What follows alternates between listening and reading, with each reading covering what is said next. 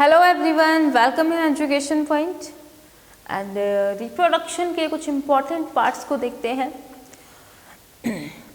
ऊस्ट्रस cycle आपकी और menstrual cycle क्या है कि ऊस्ट्रस साइकिल भी आपका ओवम की फॉर्मेशन के लिए यूज होती है। ये साइकिल कि ओवम का फॉर्मेशन ही होता है इस साइकिल में। मेंस्ट्रुअल साइकिल में भी ओवम का ही फॉर्मेशन होता है।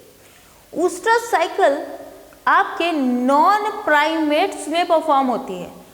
ये आपकी लाइन एनसीईआरटी में मेंशन है। Oestrus cycles is occur in only non primates. अब ये नॉन प्राइमेट्स होते क्या हैं?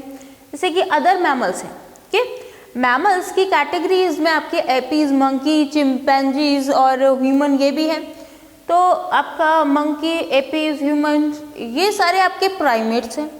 इसके अलावा जितने भी आपके मैमल बचे हैं इनको छोड़ के, मंकी, ह्यूमन, एपीज, चिंपैंजी, इनको छोड़ के जितने भी मैमल बचे हैं सारे ही नॉन प्राइमेट्स हैं। Remember this. अब नॉन प्राइमेट्स में भी क्या होंगे? ओवम बनेंगे, क्योंकि न्यूबॉर्न को जनरेट करते हैं। मैमल की कैरेक्टरिस्टिक फीचर है। कोई भी मैमल आपको ऐसा नहीं मिलेगा जो एग देता हो। एक एक्सेप्शन केस है, प्लेटेपस, है ना। तो सारे ही आपके मैमल जो हैं वो न्यूबॉर्न को जनरेट करते हैं। और मैमल के अंदर एक कैरेक्टरिस्टिक फीचर है कि इनके पास मैमलरी ग्लैंड मिलती है, या that means a milk gland, जिससे वो अपने न्यूबॉर्न को नरिश कर पाते हैं। ओके, तो मैमल्स की कैटेगरी में तो सारे ही हैं, लेकिन प्राइमेट्स और नॉन प्राइमेट्स ये क्या है? प्राइमेट्स की कैटेगरी में आपके 3 या 4 आपको याद रखने हैं, मंकी, एपीज, चिंपैंजी, ह्यूमन। इसके अलावा जितने भी बचे हैं वो आपके नॉन प्राइमेट्स हैं। नॉन प्राइमेट्स में आपको मिलती है ऊस्ट्रस साइकिल्स। ओके, ये ऊस्ट्रस साइकिल्स क्या है?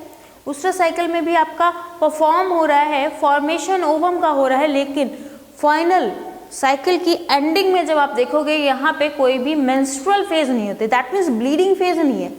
ओके, इनको क्या है? ब्लीडिंग फेज नहीं होती। इनकी भी अंदर साइकिल परफॉर्म हो रही है जिसको ऊस्ट्रस साइकिल कहते हैं, but bleeding is not occur.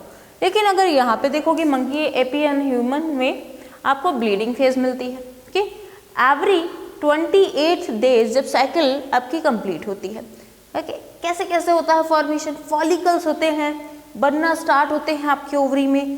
Primary follicle, secondary follicle, टर्जरी follicles. टर्जरी follicles के बीच में हमने देखा एंट्रम आ जाता है, एक बड़ी सी कैविटी लाइक स्ट्रक्चर आ जाता है। तो बोलते हैं मैच्योर हो गया। This one is called a mature Graafian, आपने पढ़ा होगा।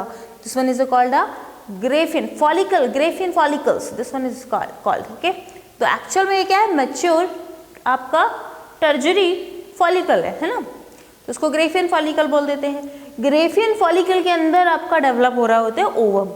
ग्रेफियन फॉलिकल्स रप्चर करके आपका बाहर निकल आता है ओवम। ओके, जब ओवम बाहर निकलता है उस ग्रेफियन फॉलिकल से, स्टर्म को कहते हैं ओव्यूलेशन। जब ओव्यूलेशन हो गया, खाली एनवेलप बचा, ग्रेफियन फॉलिकल खाली बचा ना, उसके अंदर से ओवम निकल गया, तब उस खाली एनवेलप को बोलोगे आप कॉर्पस ल्यूटियम। और ये कॉर्पस ल्यूटियम बेकार नहीं है, ये कॉर्पस ल्यूटियम आपका प्रोजेस्टेरोन हार्मोन्स रिलीज करता है। अगर ओवम फर्टिलाइज करेगा तो ये प्रोजेस्टेरोन हार्मोन जो है आपका प्रेगनेंसी को मेंटेन करने का काम करेगा जब तक प्लेसेंटा नहीं बना है। ओके, तब तक ये प्रोजेस्टेरोन को रिलीज करता रहेगा। प्रोजेस्टेरोन को आपका एंटी अबॉर्शन हार्मोन भी कहा जाता है, क्योंकि ये प्रेगनेंसी मेंटेन करने का काम करता है। तब आपने देखा कि यहाँ पे फाइनल स्टेज में अगर फर्टिलाइजेशन नहीं कॉज हुआ, ओवम रिलीज हो गया, फाइनल स्टेज में यहाँ ब्लीडिंग फेज आती है जिसको मेंस्ट्रुअल फेज बोलते हैं। That means there is a menstruation, यानी कि ब्लीडिंग फेज होगी। मेंस्ट्रुएशन का मतलब है ब्लीडिंग फेज होगी। यहाँ पे जो प्राइमेट्स हैं उनमें ब्लीडिंग फेज होती है। 28 to 29 डेज की साइकिल होती है, अप्रॉक्सीमेट 28 डेज साइकिल आपकी बुक में लिखा हुआ है। ठीक है, उसमें एक ब्लीडिंग फेज आ जाएगी। एंड यहाँ पे कोई ब्लीडिंग फेज नहीं होती, साइकिल कंप्लीट होती है, ओवम बनते हैं, रिप्रोडक्शन होता है, ब्लीडिंग फेज नहीं होती।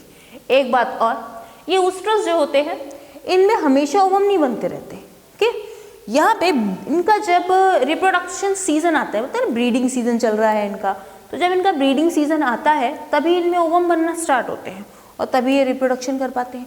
लेकिन प्राइमेट्स में ऐसा नहीं होता, मंकी, एपीज और ह्यूमन में ऐसा नहीं होता। ठीक है, ह्यूमन में कंटिन्यूअसली बनते रहते हैं, ह्यूमन की कोई ब्रीडिंग फेज नहीं है, इसीलिए तो कितनी पॉपुलेशन बढ़ गई है ना, क्योंकि इनकी कोई ब्रीडिंग सीजन नहीं है, कोई भी पर्टिकुलर हर टाइम कंटिन्यूअसली ये रिप्रोडक्शन कर सकते हैं।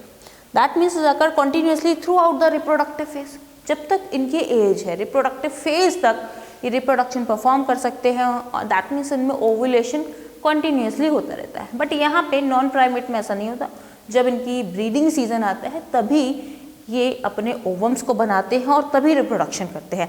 लाइक काउ, डॉग, बफेलो के शीप, डॉग सब में आपको सीजनल ब्रीडर, यस।